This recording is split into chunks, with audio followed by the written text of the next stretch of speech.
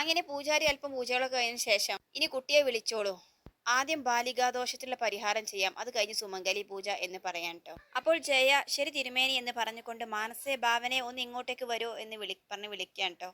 അപ്പോഴേക്ക് ഭാവനയും മാനസയും അങ്ങോട്ടേക്ക് ഇറങ്ങി വരുന്നുണ്ട്. എല്ലാവരും സന്തോഷത്തോടു കൂടി രണ്ടുപേരെയും നോക്കി നിൽക്കുകയാണ്. ശേഷം ജയ ചോദിക്കുന്നുണ്ട്, സൂര്യ എവിടെ? അങ്ങനെ ജയ തന്നെ അകത്തേ കയറിപ്പോയ സൂര്യയോട്, നീ ഇവിടെ നിൽക്കുകയാണ്, എല്ലാവരും നിന്നെ കാത്തു നിൽക്കുകയാണ് എന്ന് പറഞ്ഞിട്ട് പിടിച്ചു വലിച്ചുകൊണ്ട് പുറത്തേക്ക് കൊണ്ടുപോകാൻ ട്ടോ. അങ്ങനെ എല്ലാവരും പൂജയ്ക്ക് വേണ്ടിയിട്ടുള്ള ചുറ്റും നിൽക്കുകയാണ് ട്ടോ. ആ സമയത്ത് പൂജാരി പറയും, ഇനി കുട്ടിയെ ഇങ്ങോട്ടേക്ക് ഇരുത്തിക്കോളൂ. അപ്പോൾ ഗായത്രി ഭാവനയുടെ മുഖത്തേക്ക് നോക്കി ചിരിച്ചുകൊണ്ട് പറയുന്നുണ്ട്, ഇങ്ങനെ ഇരിക്കാൻ വേണ്ടിയിട്ട് ആംഗ്യം കാണിക്കാൻ ട്ടോ. ഭാവന ചിരിച്ചുകൊണ്ട് ഇരിക്കാൻ വേണ്ടി നിൽക്കുകയാണ്. ആ സമയത്ത് ജയ പറയുന്നുണ്ട്, മോളെ മാനസ നീ ഇവിടേക്ക് ഇരിക്കുക. ഇത് കേട്ട് എല്ലാവരും ഷോക്കായിട്ട് നോക്കുകയാണ് ട്ടോ. അപ്പോൾ ജാനകി ചോദിക്കുന്നുണ്ട്, എന്താ ജയ നീ ചെയ്യുന്നത്? സുമംഗലി പൂജയ്ക്ക് എങ്ങനെയാ മാനസയെ ഇരുത്തുന്നത്? അവൾ കല്യാണം കഴിയാത്ത പെൺകുട്ടിയല്ലേ, ഇവിടെ ഭാവനയല്ലേ സുമംഗലി പൂജയ്ക്ക് വേണ്ടി ഇരിക്കേണ്ടത്? എന്നിട്ട് ഭാവനയോട് പറയുന്നുണ്ട്, ഭാവനെ മോള് കയറിയിരിക്കും, നിന്റെ പേരിലല്ലേ ഇവിടെ പൂജ നടക്കുന്നത്. അപ്പോൾ ജയ പറയുന്നുണ്ട്, പ്രശ്നവശാൽ തിരുമേനി പറഞ്ഞത് പ്രകാരമാണ് ഈ പൂജ ഇവിടെ നടക്കുന്നത്. കാര്യം എന്താണ് തിരുമേനി തന്നെ പറയട്ടെ. കുഞ്ഞിന്റെയും അമ്മയുടെയും ഐശ്വര്യത്തിനും ദോഷപരിഹാരത്തിനുമാണ് ഈ പൂജ. അപ്പോൾ ആരാണ് ഇരിക്കേണ്ടതെന്ന് ഇദ്ദേഹം തന്നെ പറയട്ടെ എന്ന് ജയ പറയുമ്പോൾ എല്ലാവരും പരസ്പരം ഒന്ന് പൂജാരിയെ നോക്കുന്നുണ്ട്. അപ്പോൾ പൂജാരി പറയുകയാണ്, നിയമാവശാൽ ഇവിടെ ഇരിക്കേണ്ടത് ഗർഭിണിയായ കുട്ടിയാണ്.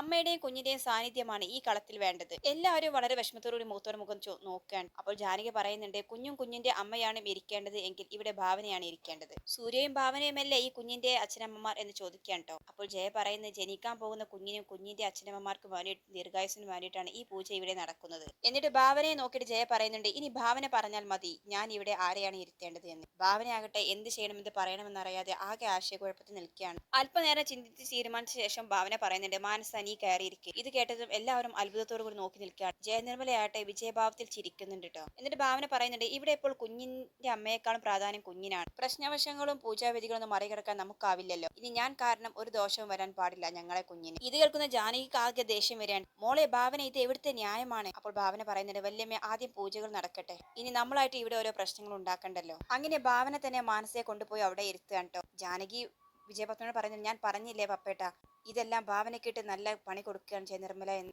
ആദ്യം ഞാൻ ജയനിർമ്മലയെ കൊണ്ടുപോയിട്ടാണ് ഈ ഹോമകുണ്ടത്തിൽ കൊണ്ട് ഇരുത്തേണ്ടേ എന്നൊക്കെ പറയും. ഭാവനയാട്ടെ ആകെ തളർന്ന് വളരെ വിഷമത്തോടു കൂടി തന്നെ എല്ലാവരുടെയും മുഖത്തേക്ക് മാറി മാറി നോക്കുന്നുണ്ട്. ഗായത്രി ആവട്ടെ അവിടെ നിന്ന് സങ്കടം ഒതുക്കി പിടിക്കുകയാണ്. ശേഷം പൂജാരി സിന്ദൂരത്തിന്റെ ചെപ്പ് തുറന്നിട്ട് പറയുന്നുണ്ട്, ആദ്യം ഈ കുട്ടിയുടെ നെറുകയിൽ സിന്ദൂരം തൊട്ട് കൊടുക്കൂ. കുഞ്ഞിന്റെ പിതാവ് വേണം സിന്ദൂരം തൊടാൻ. ഇത് കേട്ടത് വീണ്ടും എല്ലാവരും ഷോക്കാവുകയാണ്. ഇതെന്ത് ആചാരം എന്ന നിലക്ക് നോക്കുകയാണ്. സൂര്യ ദേഷ്യത്തോടു കൂടി പറയുന്നുണ്ട്, അതെങ്ങനെ ശരിയാവും തിരുമേനി, ഇതൊന്നും ഒരിക്കലും നടക്കത്തില്ല. അപ്പോൾ പൂജാരി പറയുന്നുണ്ട്, എനിക്ക് നിങ്ങളോട് ഇങ്ങനെ ചെയ്യിപ്പിക്കണമെന്ന് യാതൊരു നിർബന്ധവുമില്ല.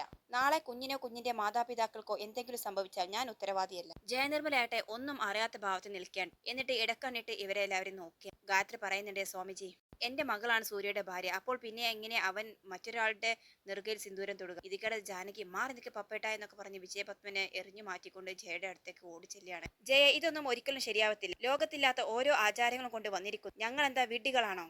അങ്ങനെ വിജയപത്മനും ദേവനും എല്ലാവരും ജയ എതിർത്തുകൊണ്ട് സംസാരിക്കാൻ. ജയ പറയുന്നുണ്ട്, ഇവിടെ ഞാനല്ല പൂജാരിയല്ലേ കാര്യങ്ങൾ പറയുന്നത്. കുടുംബത്തിന് വേണ്ടിയുള്ള പൂജയാവുമ്പോൾ പൂജാരി പറയുന്നതിൽ എല്ലാവരും അനുസരിക്കേണ്ടത്. അത് നമുക്ക് ചോദ്യം ചെയ്യാൻ പറ്റുമോ? ഇവിടെ ഭാവനയല്ല ഗർഭിണി, മാനസയാണ്. ഭാവന ഒരിക്കലും ഗർഭിണിയാവില്ലെന്ന് ഇവിടെ എല്ലാവർക്കും അറിയാവുന്ന കാര്യമില്ല. പിന്നെ എങ്ങനെ ഭാവനയെ ഈ പൂജയിൽ ഉൾപ്പെടുത്തും? ഇത് കേട്ടതും ഭാവന ആകെ ഷോക്കാവാൻ. സേതു ആവട്ടെ മുണ്ടൊക്കെ കയറ്റി ദേഷ്യത്തോടു കൂടി, എന്താ ആന്റി ഇതൊക്കെ നരബലിയാണോ ഇവിടെ നടത്തുന്നത്? ജയ വേണമെങ്കിൽ അതും നടത്തും എന്നൊക്കെ ഗായത്രി പറയാണ്. എന്തിനാ ഞങ്ങളെ എല്ലാവരെയും വിളിച്ചു വരുത്തി ഞങ്ങളെ മോളെ അപമാനിക്കാൻ വേണ്ടിയിട്ടാണോ? നിങ്ങളുടെ വീട്ടിൽ വെച്ചാണ് എന്റെ മോൾക്ക് അമ്മയാക്കാനുള്ള ഭാഗ്യം നഷ്ടപ്പെട്ടത്. അതും കൂടി നിങ്ങൾ ഓർക്കണം. മായ പറയാൻ നഷ്ടപ്പെട്ടതല്ലോ അമ്മ, നഷ്ടപ്പെടുത്തിയതല്ല. അപ്പോൾ ജാനകി പറയുന്നുണ്ട്, ഈ പൂജയുടെ പേരും പറഞ്ഞ് മാനസയെ സൂര്യയുടെ ഭാര്യയാക്കാനാണ് നീ ശ്രമിക്കുന്നത് എങ്കിൽ ഞങ്ങൾ എല്ലാവരെയും കൂടി നീ ഈ ഹോമകുണ്ടത്തിൽ വെച്ച് കത്തിക്കേണ്ടി വരും. അങ്ങനെ എല്ലാവരും വഴക്കറിയാൻ കേട്ടോ ജയ. അവസാനം ദേവന് പറയുന്നുണ്ട്, മതി ഈ പൂജ ഇവിടെ നിർത്തേ, ഇവിടെ നിന്ന് പൊക്കോ എന്ന് പറയാം. അപ്പോൾ ജയം അതനുസരിച്ച്, തിരുമേനി ആർക്കും ആവശ്യമില്ലെങ്കിൽ ഇനി ഇവിടെ ഈ പൂജ നടത്തണ്ട. എല്ലാം കേട്ട് പൂജാരി പറയാണ്, നിങ്ങൾക്ക് ആവശ്യപ്പെടുമ്പോൾ നിർത്താനുള്ളതല്ല ഈ പൂജ. ഇങ്ങനെ തുടങ്ങിയ പൂജ നിർത്തിവെച്ചാൽ ഇവിടെ ജീവഹാനി തന്നെ സംഭവിക്കും. വെറുതെ ദൈവകോപം ഏറ്റുവാങ്ങരുത്. നിങ്ങൾ സഹകരിച്ചില്ലെങ്കിൽ ഞാൻ ഈ ചടങ്ങ് നിർത്താം. അങ്ങനെ പൂജാരി എല്ലാം അവസാനിപ്പിക്കാൻ നിൽക്കുമ്പോൾ ഭാവന തടയാൻ ട്ടോ. വേണ്ട.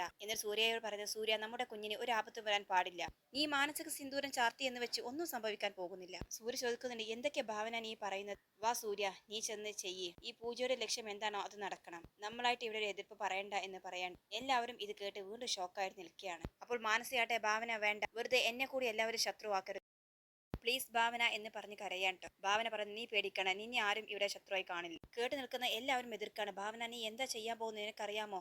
അപ്പോൾ ഭാവന പറയുന്നുണ്ട്, ഇങ്ങനെ സൂര്യ മാനസയുടെ നെറുകിൽ സിന്ദൂരം ചാർത്തി എന്ന് കരുതി തകർന്ന് വീഴാൻ മാത്രമുള്ളതല്ല ഞങ്ങളുടെ ബന്ധം. അങ്ങനെ പൂജാരി ആ സിന്ദൂര ചെപ്പെടുത്തിട്ട് ജയ നിർമ്മലയുടെ കയ്യിൽ കൊടുക്കുകയാണ്. ജയ അത് ഭാവനയ്ക്ക് നേരെ നീട്ടുകയാണ്. അങ്ങനെ ഭാവന സൂര്യയുടെ കൈയും പിടിച്ചു കൊണ്ടുവന്ന് ഭാവനയുടെ മാനസയുടെ അടുത്ത് നിർത്തുക. എന്നിട്ട് നിർബന്ധിച്ച് സൂര്യയെ കൊണ്ട് തന്നെ മാനസയുടെ നെറ്റിൽ സിന്ദൂരം ചാർത്തിക്കാണ്. എല്ലാം കണ്ട് സന്തോഷം നിൽക്കാൻ കേട്ടോ ജയ നിർമ്മല. അപ്പോൾ ദേവൻ വന്നിട്ട് അവളെ പിടിച്ചിട്ട്, ജയ, എല്ലാം നീ കരുതി കൂടി ചെയ്തതാണെന്ന് എനിക്കറിയാം. നീ ഇനി എത്ര അവരെ അകറ്റാൻ ശ്രമിച്ചാലും അവർ തമ്മിൽ ഒരിക്കലും അകലില്ല. നീ ഒരുപാട് ശ്രമിച്ചതല്ലേ, എന്നിട്ട് എന്തായി എന്ന് ചോദിക്കാൻ കേട്ടോ. പിന്നീട് അടുത്തത് പൂജാരി പറയാണ്, ഒരു ഹാരം എടുത്ത് പൊക്കിയിട്ട് പറയുന്നുണ്ട്, ഈ ഹാരം കുഞ്ഞിന്റെ അച്ഛൻ ഈ കുട്ടിയെ അണിയിച്ച ശേഷം ഗർഭിണിയായി കുട്ടിയെയും എടുത്തിട്ട് ഈ ഹോമകുണ്ടത്തിന് ചുറ്റും 3 പ്രാവശ്യം വലയം വെക്കണം എന്ന് പറയാൻ. വീണ്ടും എല്ലാവരും ഷോക്കാവുകയാണ്. സേതു ചോദിക്കുന്നുണ്ട്, ഇത് ഒരിക്കലും പറ്റത്തില്ല. ഇതെന്താ പൂജയുടെ പേരും പറഞ്ഞ് ഇവിടെ കേട്ടുകേൾവിയില്ലാത്ത കല്യാണമാണ് നിങ്ങൾ നടത്തുന്നത്?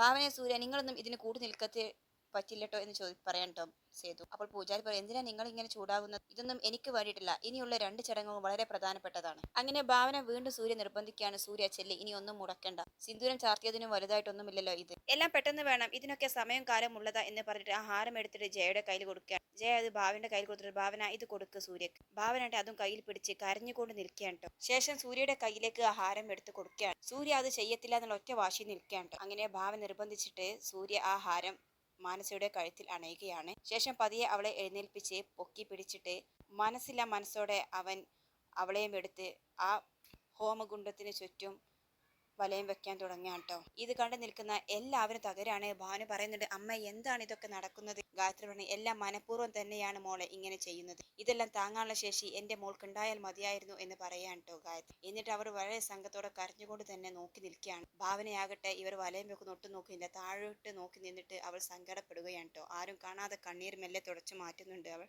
അതേസമയം സൂര്യയുടെ കയ്യിലിരിക്കുന്ന മാനസയും കരഞ്ഞുകൊണ്ട് നിൽക്കുകയാണ് കേട്ടോ. എല്ലാം കണ്ട് വളരെ സന്തോഷത്തിൽ വിജയഭാവത്തിൽ ആശ്വസിച്ച് ജയ കൺനിറയെ കണ്ടുകൊണ്ടിരിക്കുകയാണ് കേട്ടോ. സൂര്യ ഗതികേട് കൊണ്ട് താൻ മൂലം ഒരു പ്രശ്നം വേണ്ട എന്ന് വിചാരിച്ചിട്ട് ഭാവനയുടെ നിർബന്ധപൂർവ്വമാണ് കേട്ടോ ഈ ഒരു കർമ്മം ചെയ്തു തീർക്കുകയാണ് ചെയ്യുന്നത്.